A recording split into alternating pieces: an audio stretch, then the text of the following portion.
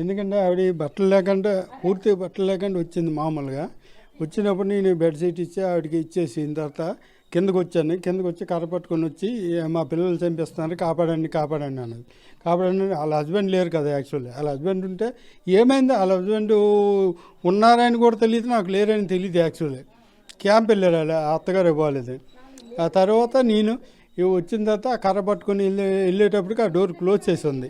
ఆ డోర్ మా బాబు వెళ్తుంటే, మా బాబు నువ్వు వెళ్ళకు, నేను వెళ్తాను, చచ్చిపోతానని నేను వెళ్ళాను. ఆ డోర్ పగలగొట్టాను. ఆ తర్వాత నా వెనకలో మనిషి వచ్చారు, అతను నేను వెళ్ళి వచ్చి మొత్తం ఇళ్ళల్లో చెక్ చేసినప్పటికీ వెనకలో వెళ్ళిపోయారు. సో ఆమె కనుక ఆ కేకలు వేసి మీరు స్పందించకపోతే ఆమె చంపేస్తారు. పోలీసులు దీని మీద రక్షణ చర్యలు తీసుకోవాలని కోరుకుంటాను. చూస్తే కనుక ఇటీవలే సీపన్ రమణం మీద హత్య చేయడం, ఆ ఉదంతం ఇంకా మర్చిపోకముందే ఈ చంద్రయ్యపేటలో ఇటువంటి ఉదంతం అంటే ఇళ్లలో ఉండాలంటే భయం వేసే పరిస్థితి. రాత్రి పెట్రోలింగ్ గట్ట ఏమైనా పోలీసులు రావడం కదా, పెట్రోలింగ్ అంటే నామాత్రంగా జరుగుతుంది అనుకుంటాను సార్, పూర్తిగా అయితే జరగడం లేదు. ఇంత లోపల ఉన్న ఇల్లు, ఆమె ఒంటరిగా ఉంది, భర్త బయటికి వెళ్ళాడనే విషయం తెలిసిందంటే అటు రెక్కి వేసి ఈ ఇంటిని కొల్లగొట్టని చేసిన ప్రయత్నం అనుకోవచ్చా, లేకపోతే వారు దొంగతనం అంటే 2-3 ఇల్లు కూడా కొట్టడానికి ప్రయత్నించారన్నటువంటి ఉదంతాలు కూడా ఉన్నాయి. ఆ నేపథ్యంలోనే ఇలా ట్రాకింగ్ చేశాడు.